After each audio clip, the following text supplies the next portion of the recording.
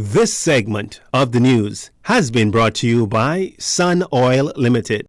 Welcome back. Another tragedy striking the island of Exuma, this time in the settlement of Farmers Hill. Police there investigating an apparent drowning on a beach that occurred sometime after 2 p.m. on Thursday.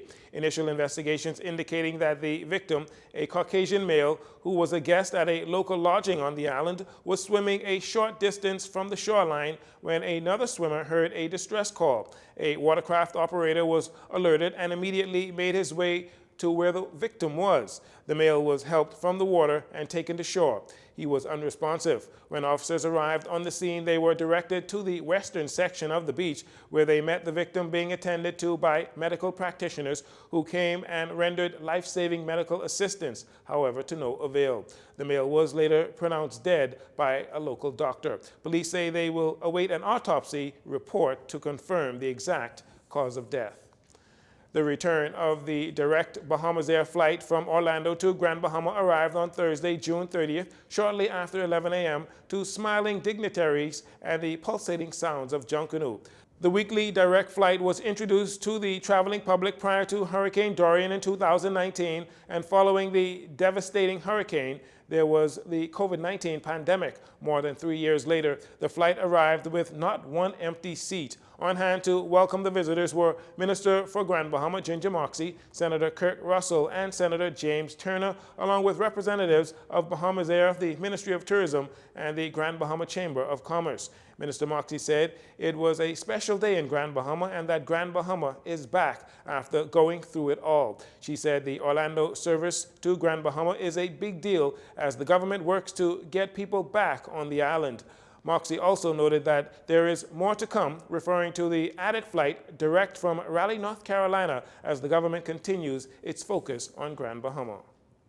The Bahamas national men's basketball team has never qualified for the FIBA World Cup, which is the first step to qualifying for the Olympic Games. However, our national men's team is just one victory away from qualifying for the World Cup, with 2 games over the next 4 days. One of those games on the road tonight in the U.S. Virgin Islands, and the other one here at home, where you can support the team. We hear more in this next report. The Bahamas men's national basketball team will continue their push to qualify for the FIBA World Cup 2023 and ultimately the 2024 Paris Olympics when they compete in the FIBA Americas qualifiers beginning Friday, July 1st on the road versus the U.S. Virgin Islands. Then on Monday night, led by NBA star Buddy Hield, they will play here at home when they host the Dominican Republic at Bahama. The coaching staff will be led by Chris DeMarco of the Golden State Warriors. Assistant coach Moses Johnson says they are confident they can get the job done with the players that are available. I think we'll be really effective. We have a diverse, very talented team. We're interchangeable, and on the half-court set, we're gonna spread the offense. I think we're a great shooting team, and so I think that once we are able to knock down shots, we'll be fine. Defensive end, there's continuity. Got a chance to see the guys in practice. They look really well, and they're well connected. They're communicating, and I think they're at a high level defensively. While committed to playing for the national team, DeAndre Ayton, who is in the midst of a big contract decision with the Phoenix Suns, and Kai Jones, obligated to the Charlotte Hornets NBA Summer League, are not available. NBA star Buddy Hield will be leading the team, and during the press conference on Thursday at Bahama, tuning in virtually from the U.S. Virgin Islands, says he is excited to play in front of the home crowd.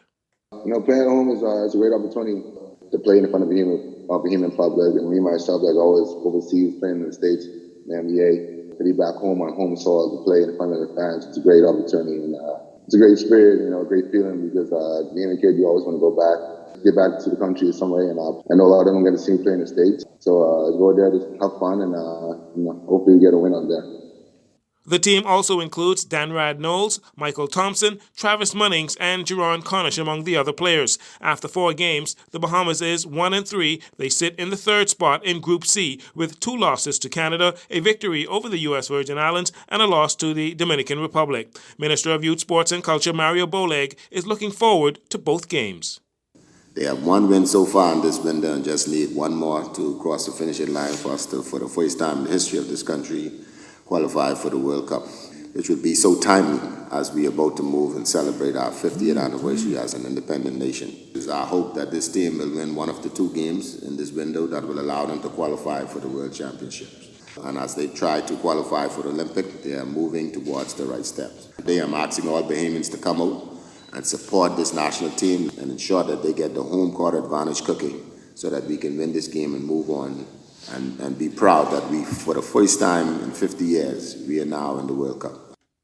With the games just in time for the independence celebrations, there is an appeal to the general public to support the national men's basketball team. BBF Secretary General Jarrell Munnings and the Minister of Sports, Mr. Boleg, shared information on tickets for the games here at home on Monday night. Tickets are still available at bbfbasketball.com, and yes, tickets will be available for purchase on-site on game day. But I wouldn't wait until Monday because there is limited seating and the tickets are selling fast. So my fellow Bahamians and residents, buy your tickets today and come dressed in your aquamarine, gold and black. Doors open at 6 and tip-off is at 7 p.m. Come to Bahama and watch an NBA caliber game for $30, right? You can't beat it. And so come and get your ticket because the minister don't have no free ticket. And that'll do it for your JCN Evening News. Once again, I'm Torino Saunders. Thanks for joining us. This segment of the news has been brought to you by Sun Oil Limited.